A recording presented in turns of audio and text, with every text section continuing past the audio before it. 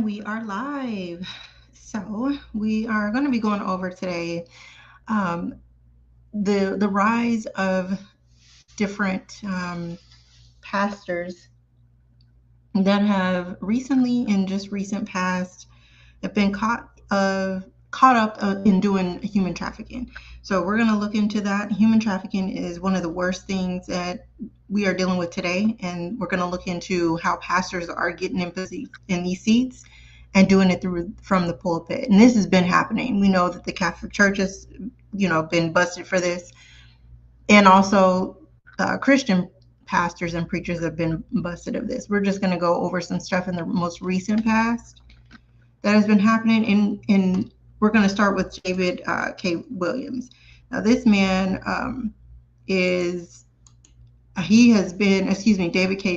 David E. Taylor, excuse me. This man has been in the news for a few different things before. So we're just going to go over some of the stuff that, we're going to look at this man's character, because at the end of the day, that's how you can tell these types of people, looking at the fruit of their actions. So let me share my screen here, and we're just going to get right into it.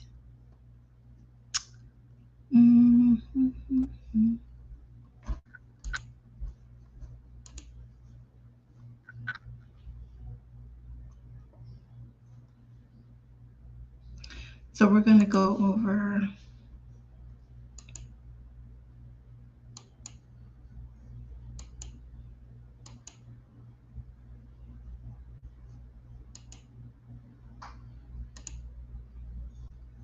all right, so let's first look at this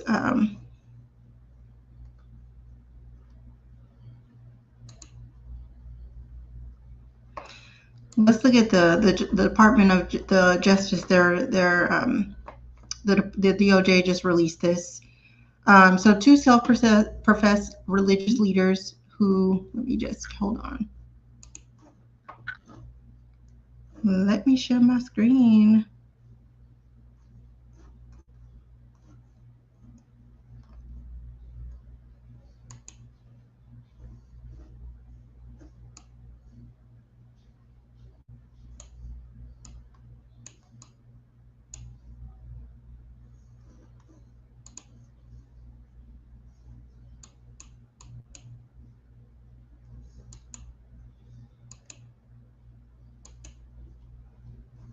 All right.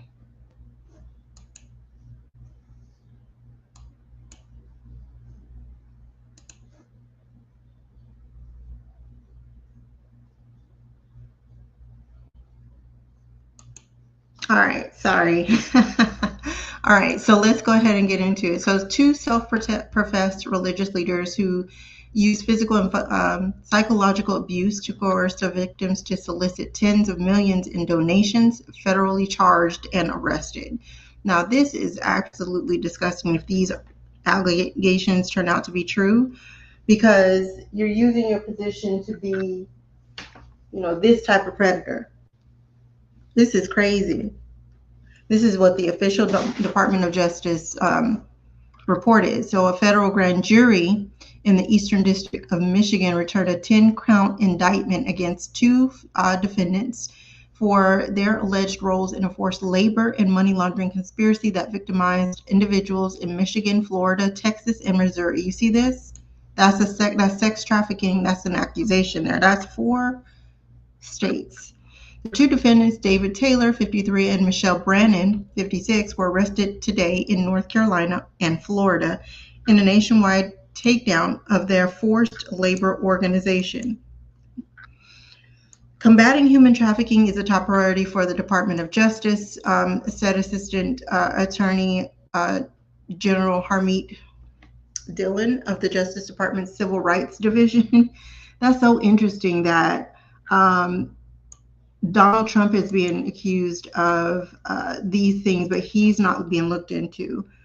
They're just going to go after the public, which they should. But they also did state in Pam Bondi did state that there are men on tapes abusing children, but none of those men have been. Nobody's even talking about that. But Nonetheless, we did catch one of these potential predators, so I think that this is a win. So let's go ahead but I think this is a distraction, a legitimate distraction. I think it's a legitimate distraction from Donald Trump, but let's continue. So we are committed to relentlessly pursuing and ending this scourge and obtaining justice for the victims. And so we will use every lawful tool. So this is the official indictment, basically talking about all the different charges here. Let me see. Defendant David Taylor, let me see,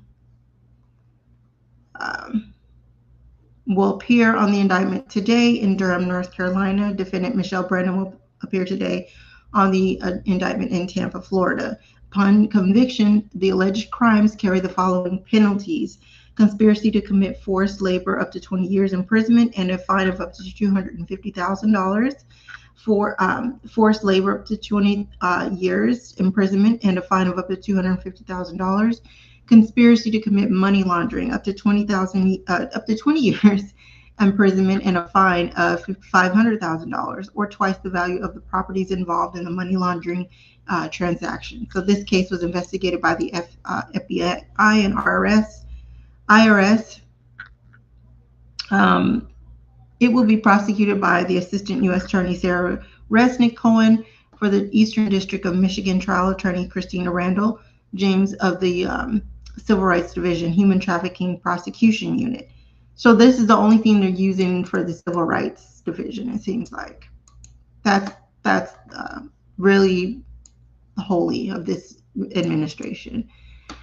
Anyway, so anyone who has information about human trafficking should report it to this number, which is 888-373-7888.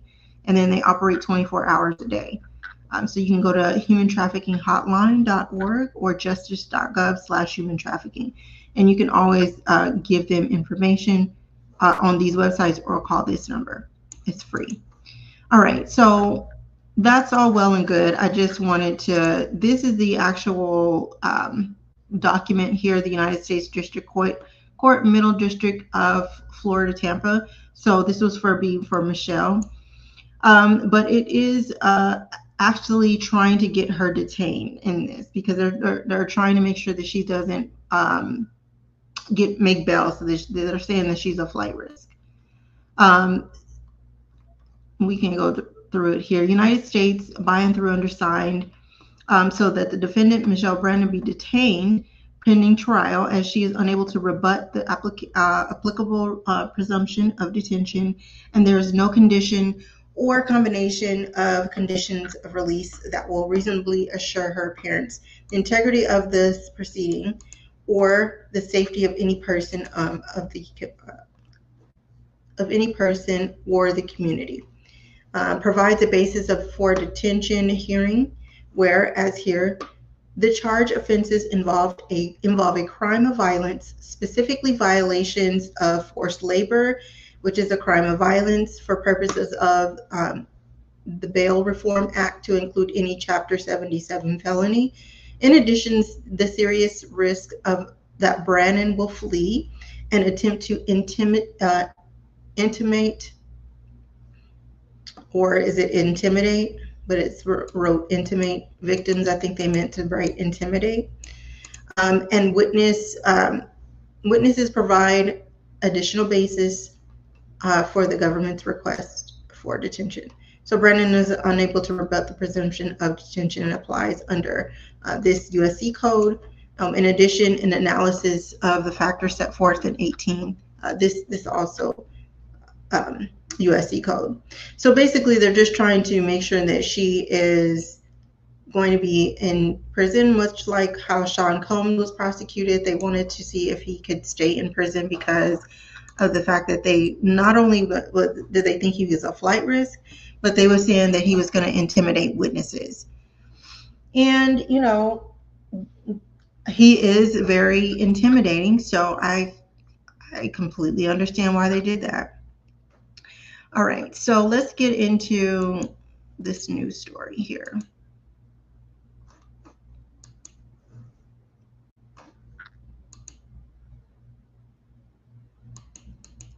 Now, we're going to go over David Taylor and how some of his character. Now, I just want to show you this video of this is his Tabitha is the ex-wife of Pastor David. Tabitha came out in a live video, Facebook video about her ex. Vicky is the former girlfriend of Pastor David, and Vicky also came out in a live video about David. The two have come together in this video. So his ex-wife and his former girlfriend are talking about this person's character, okay? So we are going to go ahead and go over this.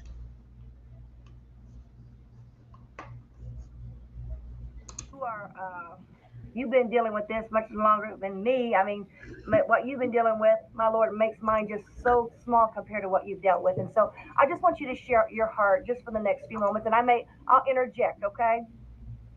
All righty. Well, hello, everyone. Well, I guess for those that have never... Okay.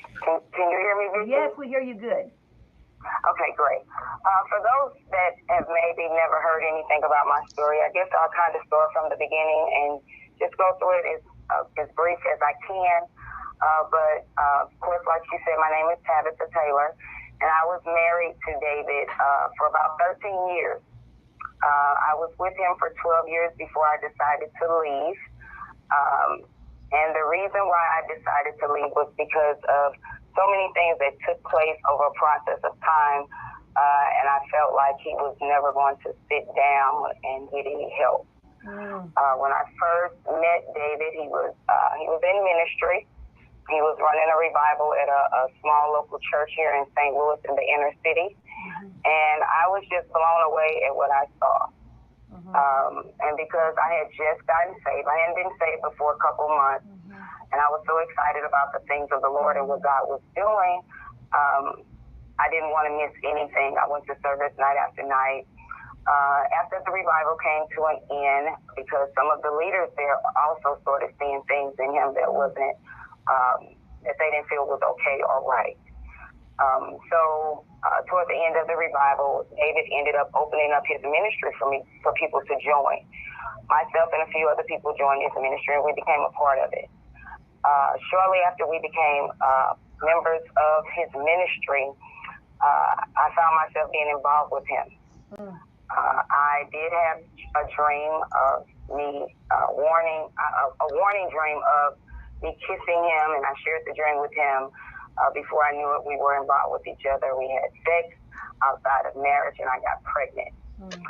Because I was pregnant, I believe that's ultimately the real reason why he married me, was to cover the ministry. But there were some leaders in the city in St. Louis that had come to him and told them they felt like God was showing him that I was his wife. But there were rumors. Okay. First of all, when you get to the top of being like at the top of the food chain of like the proletariat or the congregation, the body of Christ, like as far as like in the preaching world, you are already supposed to be as disciplined as you can to not be falling into these type of adulterous situations.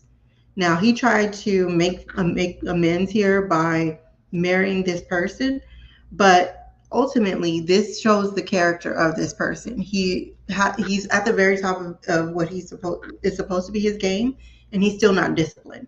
And so you can see sexually, he's already not disciplined. So let's go ahead again.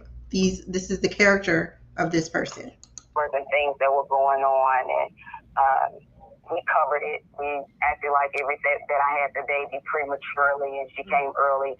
But the truth is that we had sex outside of marriage. And about a year after we had gotten married, and I'm going through the story pretty quickly, so that people can kind of get a chance to hear it, and I get to some of the other things. But after we had been married for about a year, David, I found out for the first time that he had cheated on me with one of the women that were in the ministry. That's crazy. And God also, of course, warned me of that as well. And the reason why I want people to understand that God was speaking to me the entire time about things, but I chose to ignore the voice of the Lord for different reasons.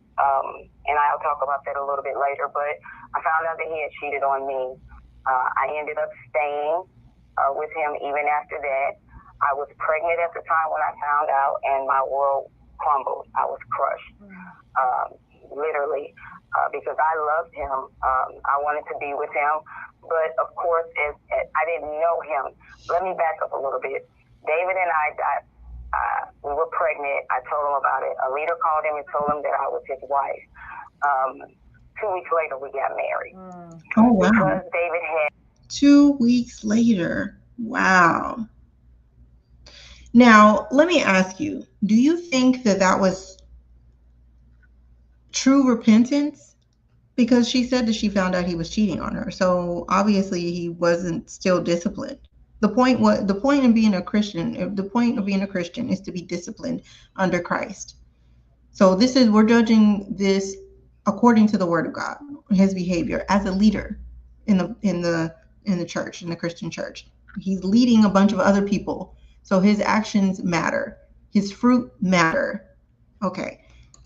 previously had a situation where he was supposed to marry a young lady, and the parents stepped in and they stopped it.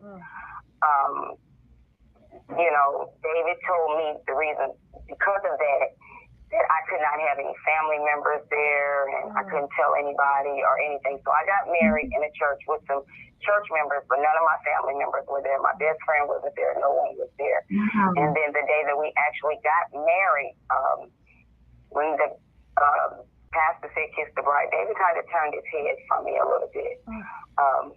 And he told me some crap about, he didn't want to kiss me in front of everybody, like he was embarrassed or something like that. But y'all married though. So if you are husband and wife, what's the problem with a little light PDA, like husband and wife affection, natural affection? What's wrong with that in the public? I don't understand. From the very beginning, it was never about that David was in love with me. It was just all lust. Okay. So we got involved with each other. We got married. We were pregnant. I had my baby. The first young lady that he had cheated with in the ministry, we were involved with her, and she was married at the time. Her and her husband was a part of our ministry. And then shortly after that, another lady, God will reveal to me in a dream and show me that he was sleeping with someone, or he'll deal with me about something. And then I would go to him and he would confess and be honest about it. And then another young lady came about, and she as well was involved with him. And the third lady that I found out about while we were together was actually the lady that he had a child with. So it could be because you kind of stayed there eventually. It just seems like he had no respect for marriage, you, God, himself. He had no respect all the way around in this whole situation. If that's true, which I don't doubt her story, but I wasn't there. But if what she's saying is true, which I do believe, but also I can't prove, but I do believe, then he has disrespect for everybody involved. And it continues with these accusations. And in other ways, we're going to see some of his other fruit. But over the process of time, all of this took place with all of the women. Well, you all know, of course, that he sleeps with a lot of women. That's not new to anybody that's listening on this call. But the things that also became very devastating was a lot of people joined his ministry, and most of the people that joined his ministry were very, very excited and on fire for God. These people loved the Lord. They had a great passion for God. And these people sacrificed everything. They gave everything to David. All of the things that you all are hearing right now, those things were going on back then. It's just that it wasn't the magnitude to the degree of so many people. We had a smaller staff. It may have been about maybe 30 of us, give or take. It was a lot of couples in our ministry. We had a multicultural ministry, and they sacrificed. A lot of them gave up their jobs, and they worked endlessly. We did not pay them. I think there may have been one little season where he may have cut some checks for like maybe $20 to everybody or something like that. But none of us got paid on a regular basis. And people would be there, and they would work all day and all night, especially the people that were really close to him. He had two men that were there that were really, really close to him. There was a young lady that was there that was a really. Now she is talking about the accusations that he's currently in right now. This interview is from 2 years ago.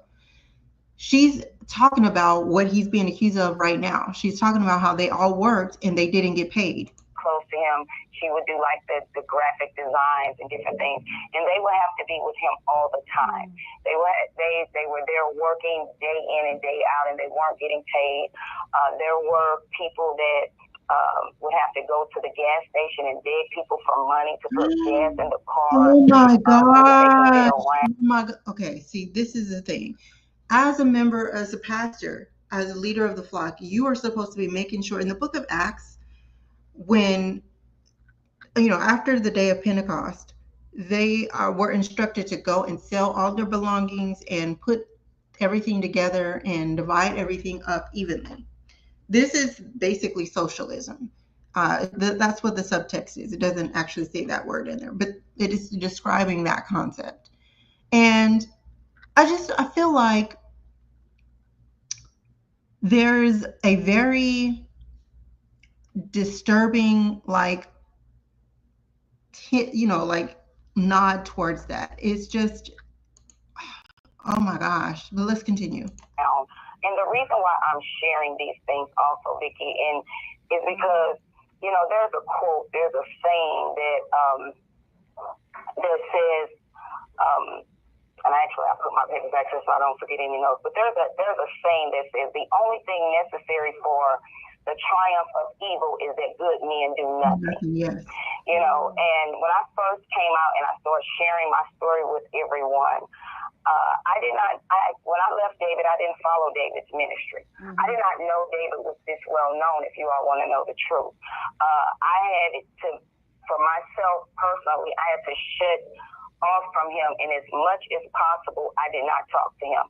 I had to deal with him to some degree because of my children, but because of the level of control and manipulation that I have been under, I had to completely disconnect myself from him. Yeah. Now, there were moments early on when I first left that I thought about trying to go, well, we would get together, and try to see if it would work out. Like maybe he came over to my house.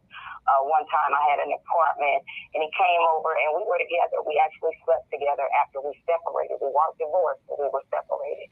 And I went off to work. I left him there in my apartment and went off to work.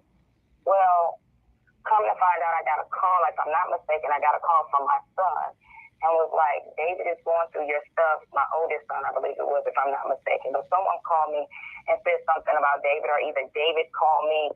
One way or the other, I got a phone call. And David was going through all of my private things and going through my journals and stuff like that. And once again, it all blew up. He was taking things out of my house and things of that nature. So at that point, I knew once again, I cannot trust you. I can't deal with you. You are still the same way. You want to control everything and run everything. So that did not work out. When I first left David, Vicki, when I decided to walk away from him, I walked away from him with completely nothing, okay? I snuck out of the house, actually, is what I did. I packed up all of my stuff and snuck my stuff out of the house. And then he came back in town because he was out of town. He came back in town, and then I told him that I was going to leave. Because I knew if I did not do it that way, that I was going to be controlled and talked about, and he was going to tell me that I was going to die and go to hell and I would be judged, and how could I leave someone like him? So, those are some of the things that happened. But back to the story about the staff members, and then I'll go back a little bit about some of the situations that went on with me personally. But the staff members worked day and night, Vicki. They were not paid for what they were doing. There was one young lady that was sleeping with him. It was the second young lady that I had found out about. And she also was married, and one of his very, very close armor bearers was this woman's husband. And they would, she would have dreams and visitations. We were told she would have visitation. It seemed like to us as if she would have visitations like every day, every other day, constantly having visitations where Jesus was validating David and he was condemning all of us and sending us to hell.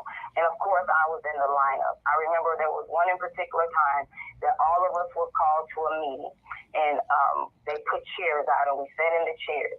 And this young lady said that Jesus had appeared to her and told her that all of us were traitors and that we were betraying David and that we were dying, we were going to die and we were going to go to hell. And if I'm not mistaken, I think I was in the cage because usually I was the one that it seemed like was the worst out the bunch. It was a couple of us.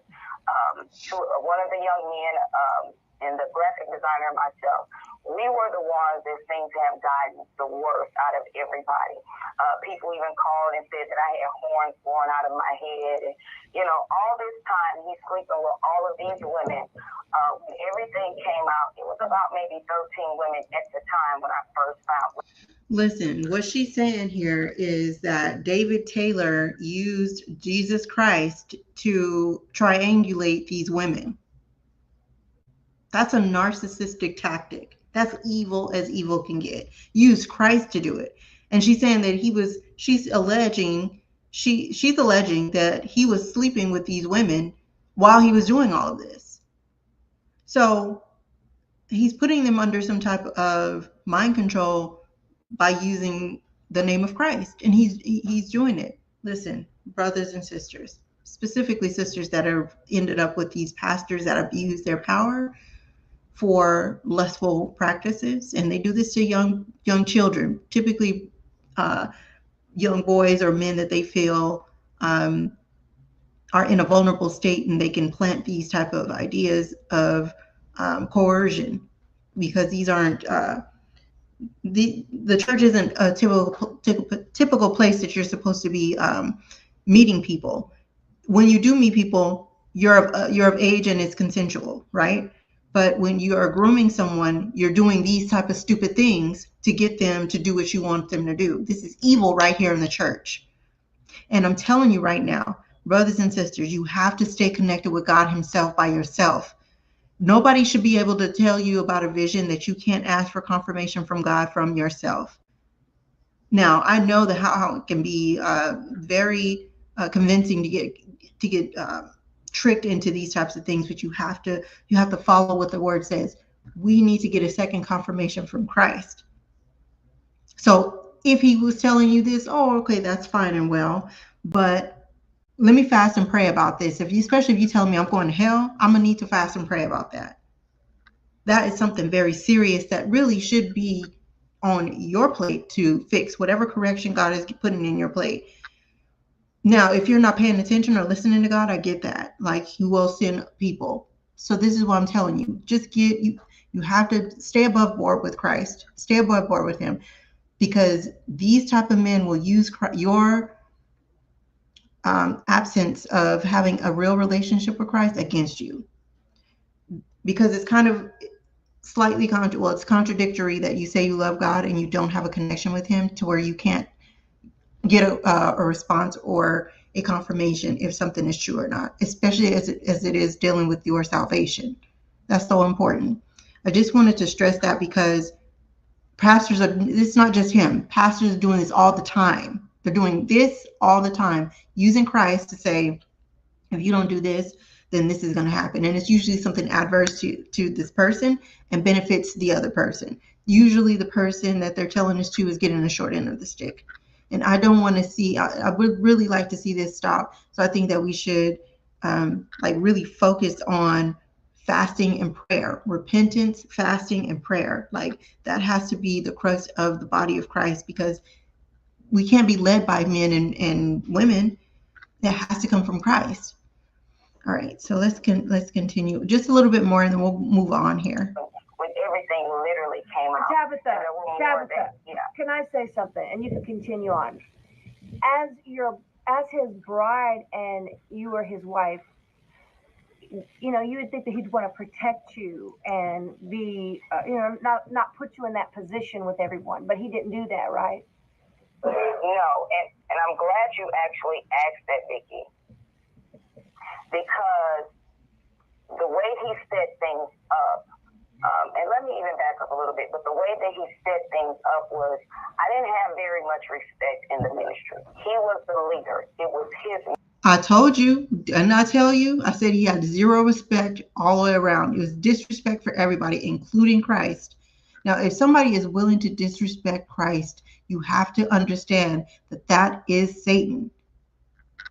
That is his workings, that is his fruit. Immediately. Even if this person themselves are not evil, you need to understand what the fruit is.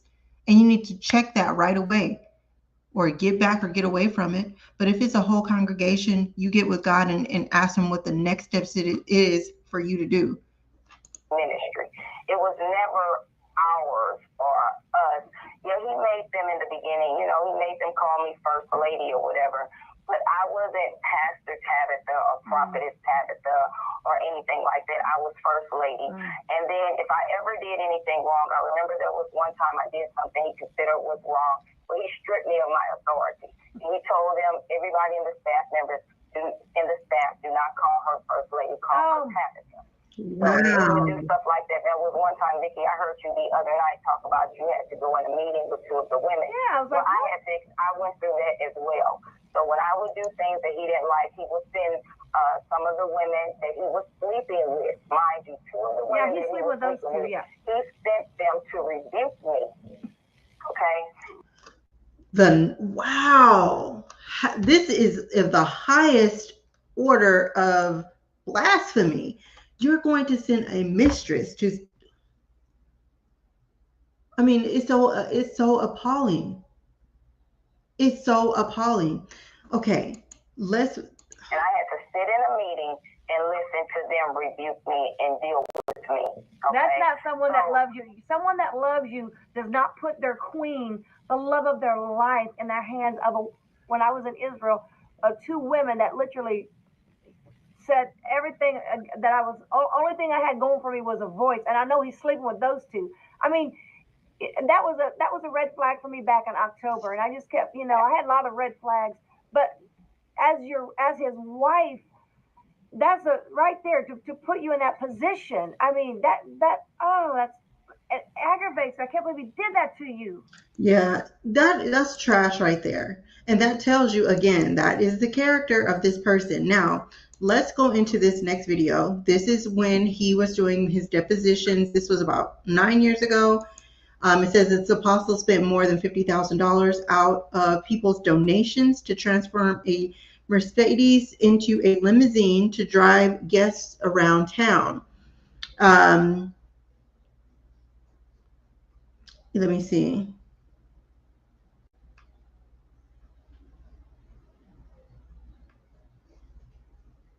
And this is what, and I like this comment, for the money he spent on these vehicles, he could have started a food kitchen with a fleet of vans to deliver the meals to the elderly, poor, and homeless.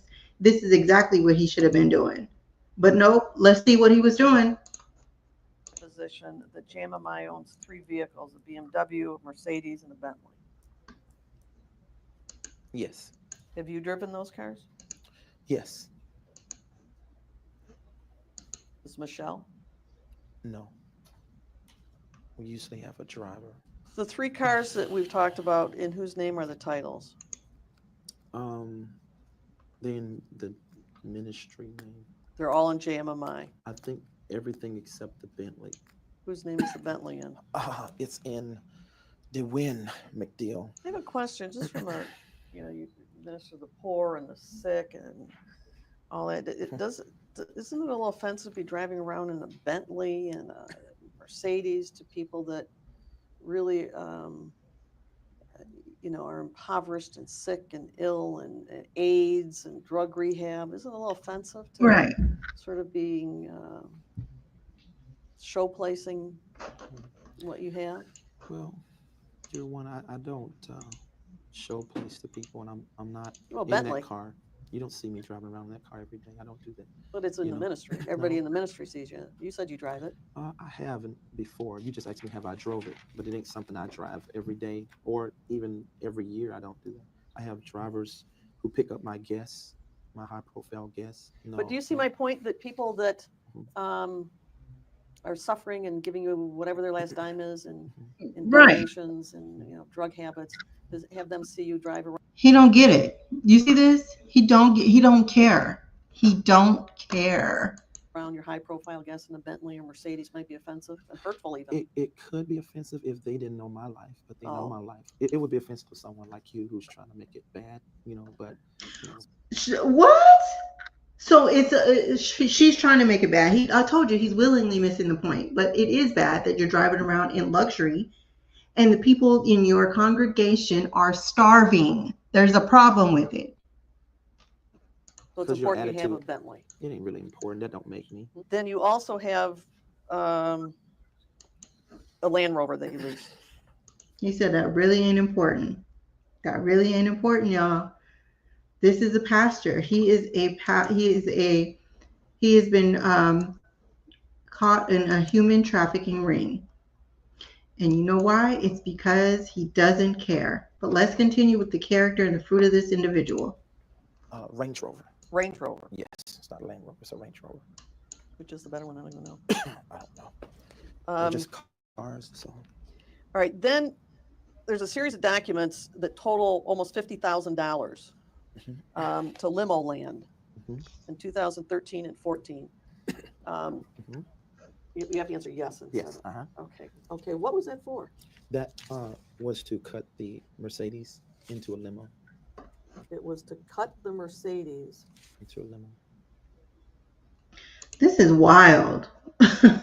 Like, who thinks of that? Seriously. Who thinks of this kind of thing? With the church's money. This is the church's money that he's doing this with. No, that's for guests. It's for guests. And for you? It's mostly when for you're guests. Entertaining guests? Yes. When you're entertaining? Well, I'm not. When we have guests come in, high profile people, we you have to have a limo. That way. Don't have to have a limo, but in a Mercedes limo. We treat them. You treat them? I said that we have hospitality. Maybe that's a better word.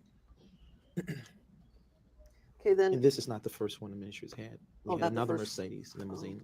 That's right. So you paid limo land almost $50,000 total. Almost $50,000. And that was for what? To make a limo. To cut the Mercedes into a limo. And you think that was a good use of the money that people donated to you in JMMI? Well, I mean, the banks certainly have looked at that on our books as good because it has an appraisal value of almost $200K, a little over $150,000. So, but you got this from donations, and you decided to use it to make a limo. We really invested really good. The banks. No, really I'm just asking if that's what you did. No, not the way you're saying it. You're fortifying, forging. I'm forging with your mouth. Yeah. Just the church. You're supposed to be using this to invest in the community. He's saying that this. He's getting these fancy cars custom made for high profile clients. What does that have to do with investing in the regular rank and file of the community? What does that have to do with them? These are the people giving you. It's almost like the government, how the taxpayers pay money and then the government gives the money to the rich and wealthy. Like, it's almost like that. The question is, okay, did you use the money for the purpose? No. The answer is yes. So. All right, so that's the end of that one. But let's go ahead because there's more. There's plenty of more. So he did something else here.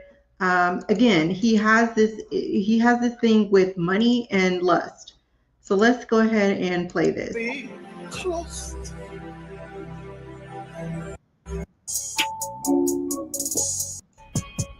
Is that time that we have been waiting for. Welcome everyone from around the world in Houston and Taylor, everywhere. Apostle David E. Taylor. Hello, Pastor Steve. Isn't this wonderful? I used to love that song. Benny Hinn used to say, see your glory, see your glory. We would see your glory come down. If you tripping over some stuff, I just don't like the way he talked. I just don't like the way he rebuked his staff. I love my staff. You may see me correct my staff, but I love my staff. You are not a son and daughter if you don't endure correction. And so that's why I am hard on them. They know I love them. Look at this dude. Look at this. Look at this guy. Madman. Madman. What is the matter with him? That's why they don't leave. Oh my gosh. He sounds deranged. Oh my gosh. He sounds out of this world. You know, a lot of these pastors, they cringe when they hear me rebuke my staff, because if they do that to their people, they all leave. They get offended. But see, I teach against that kind of foolishness. You pastors are the fault for it. You let them be like that. You're afraid to rebuke them and tell them they're wrong. I don't have. What about you and you being wrong for the things that you've been doing to people, to the rank and file in your church? What about that? No sons and daughters around me that's arrogant and rebellious. I don't put up with it. So when I rebuke my staff, that ain't none of your business. And I know some of y'all are holding up coming because you say, I don't know if I can be rebuked like that. You need to get over it. I don't like, they got always something to say. They want to depress. All these people are in the flame of God. A lot of you wicked preachers, Houston, what do y'all think about what's happening here? Over 182 nations are tuning in. I don't care about people seeing me. You see the persecution I go through. I'm no reputation. I don't care. No matter what persecution you see out there, no matter what government attack, it's of God. And I was in America. What decision you make, and I'm talking to the government. I don't care what you say. I don't care who you, Russia. God is going to use your enemies. Russia, China, Iran, Iraq, North Korea. They're going to punish you. They're going to smite against this nation, and you will fail and you will not recover, and America will cease to exist from being on the planet. And I'm talking to you authorities in the church, and I'm talking to you authorities in the earth. If you do not listen to the message God has given me to give you, God is going to enact judgment against you. That's the truth. What? But if you read history, when the Jews, the religious people, and I got religious people, pastors out there saying, brother, we don't believe that. You ain't the only one. I'm not the only one, but I'm a very important one. That's why Jews got judged. You're going to lose if you don't join. A lot of people have underestimated me for many years. They said your ministry is smaller than how long you've been in ministry. Other ministers in 13 years, they're doing big arenas and stuff. And God came to me in a dream. He says, do not look at them. He says, what I'm birthing to you is much bigger. I gave you the keys of the kingdom because you got the biggest thing. So to people, it may look like you're. If that's the case, then why are you out here running around putting people through these atrocious charges that they're accusing you of? If that's the truth, if God told you to do something, why are you abusing your power? Because I'm sure he didn't tell you to do that. I'm 100% sure he didn't tell you to do that. So why are you doing that? Because it's like time after time, you keep coming up in the news for doing something crazy to the people, the men and women of God.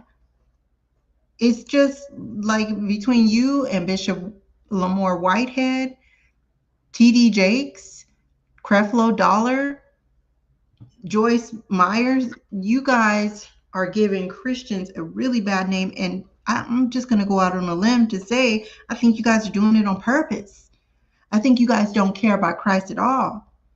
I think that that's exactly what your plan is to get up there and act a fool in that wolf, in that sheep's clothing that you have on. But we know you're a wolf. You're definitely a wolf. And so let's go ahead and continue. Small, but you're really the biggest. He's do not get your eye. $400 million in this video. I even tell these prophets, I said, you're immature to think that at that campus for the harvest in St. Louis that we need to buy because the campus for the harvest in Texas is. So after he berates you and degrades you and then put your self-esteem in the trash, then he's ready to give you the pitch to donate to him. That's the only type of people that would donate to him. People that don't actually have,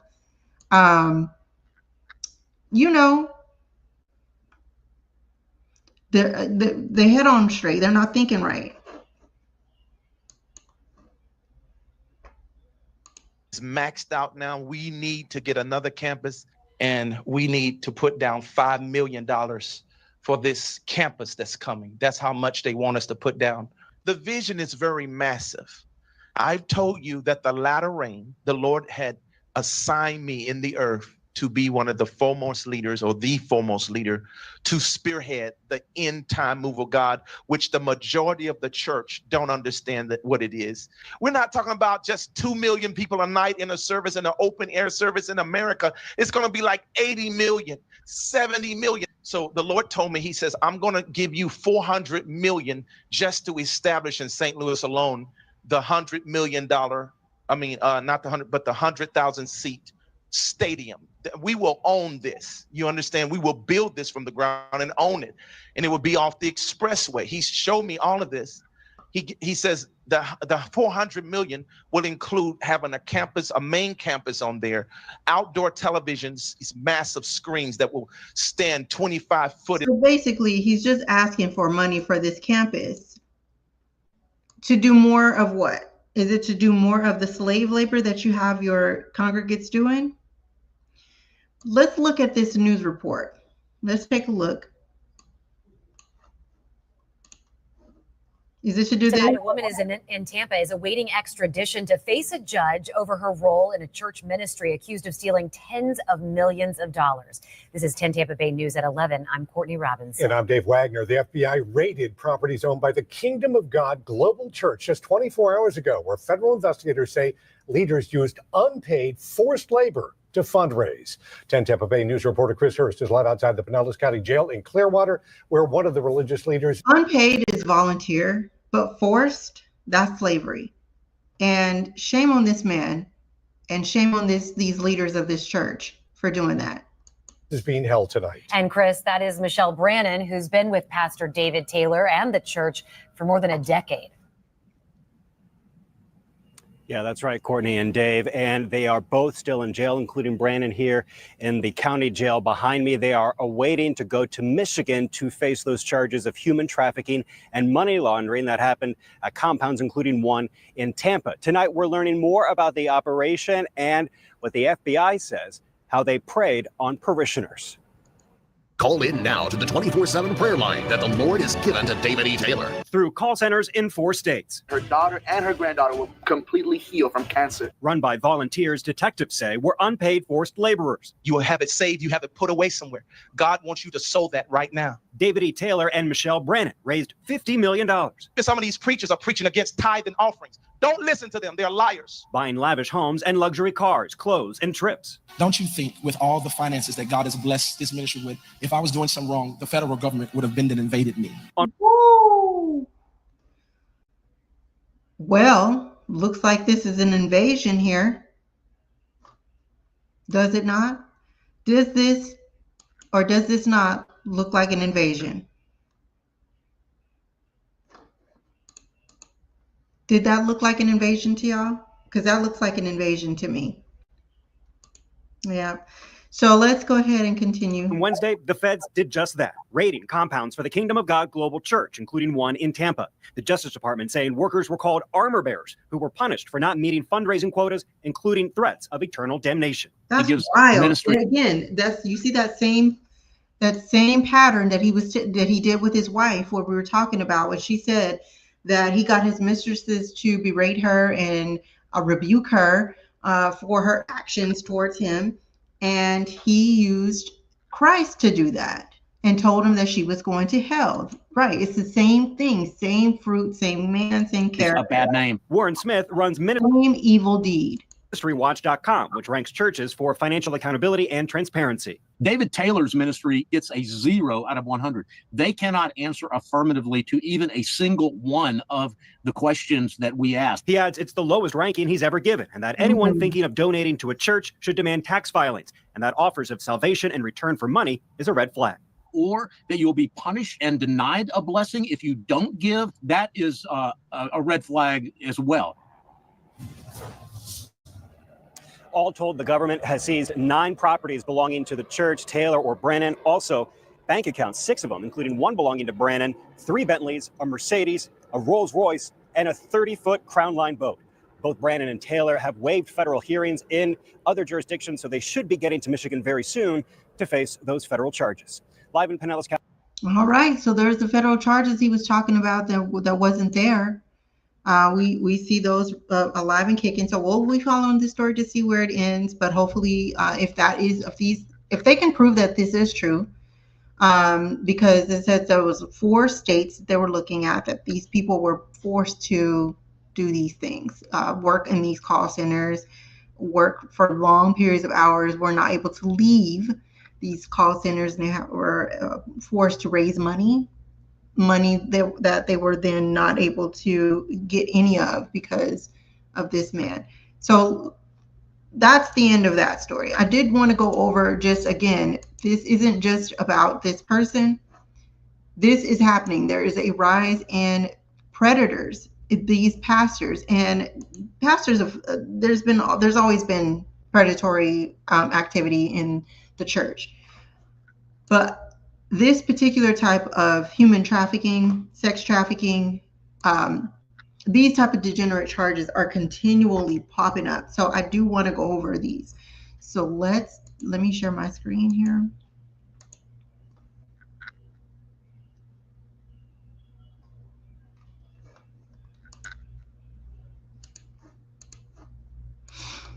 All right, so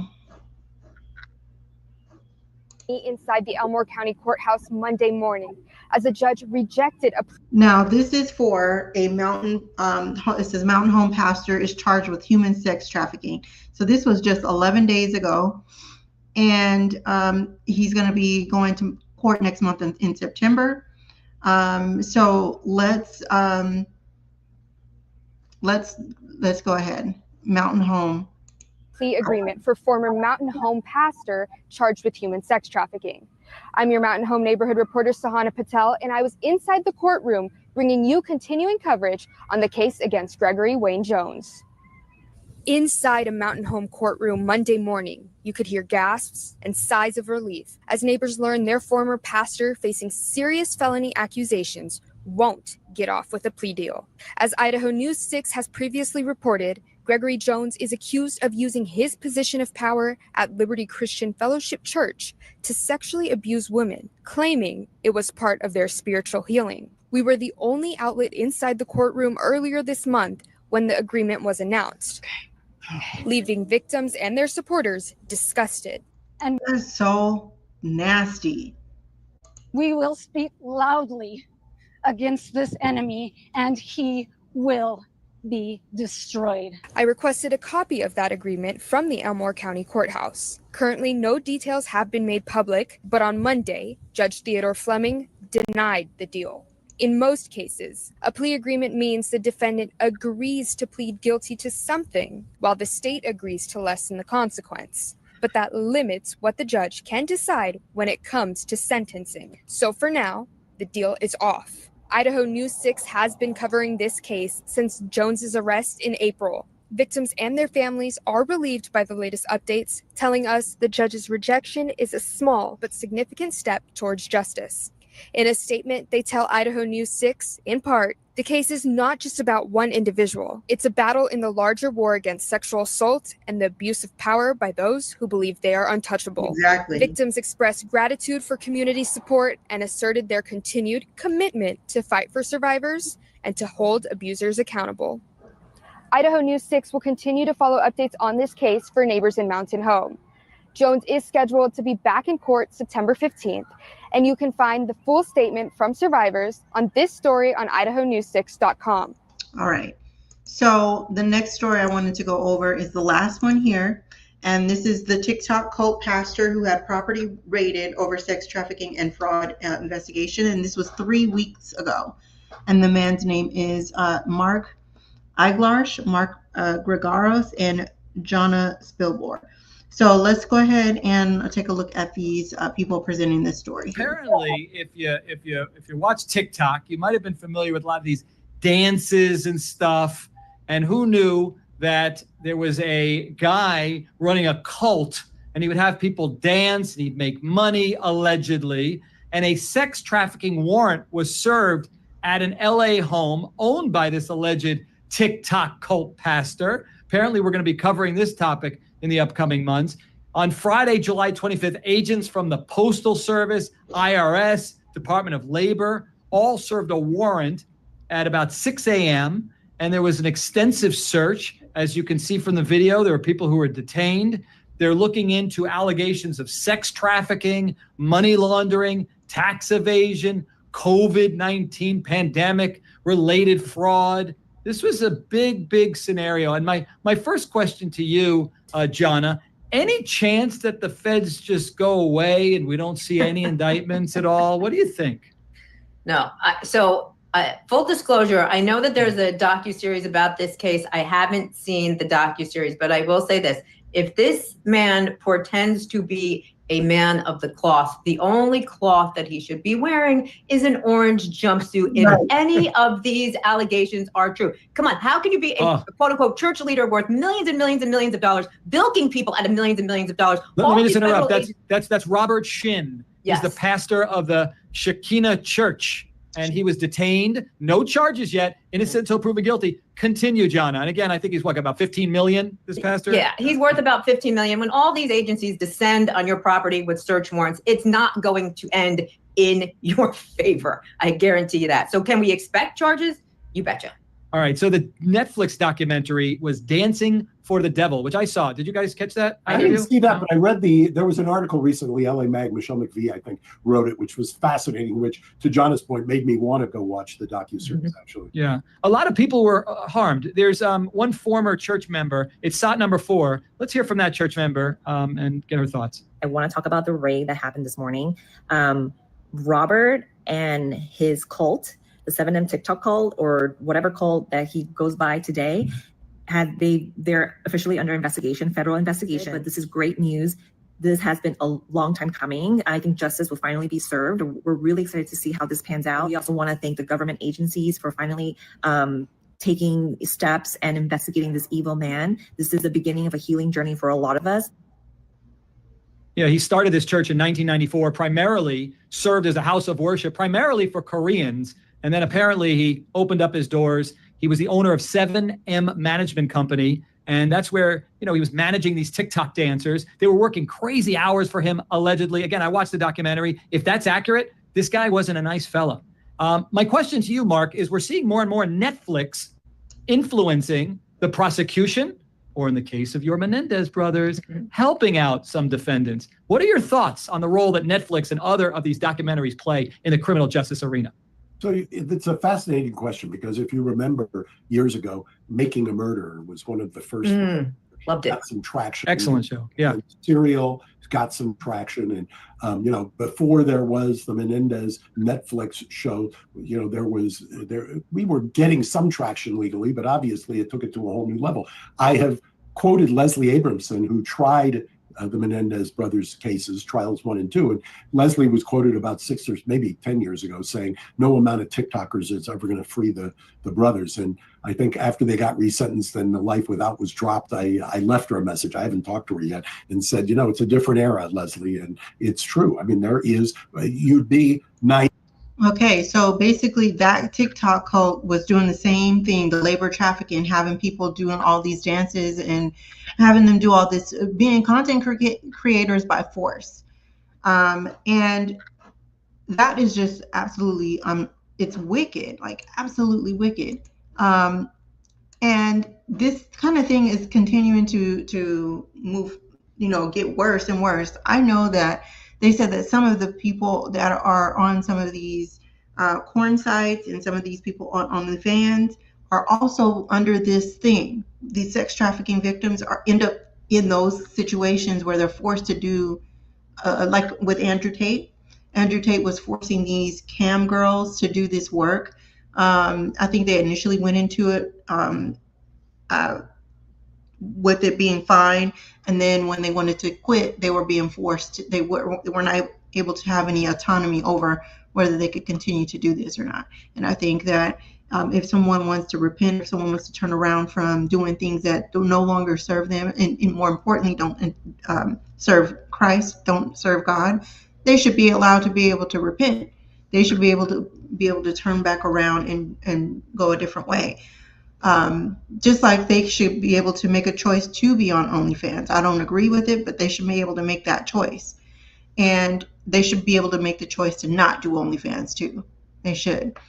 All right, well, that's my presentation for today. I just wanted to look at this disturbing trend of pastors being involved in human trafficking and sex trafficking rings that are being caught. And we're just going to follow this little series and little journey as well. But if you have seen this going around, you can definitely send me some information about this. But tell me what you think. Do you think that this is a disturbing trend, that this is going to keep going? Do you think that the only type of people that are going to be ever prosecuted is the proletariat or the rank and file of the church? Or will the leadership also be included in that number? Because I think that all of them should be have to leave.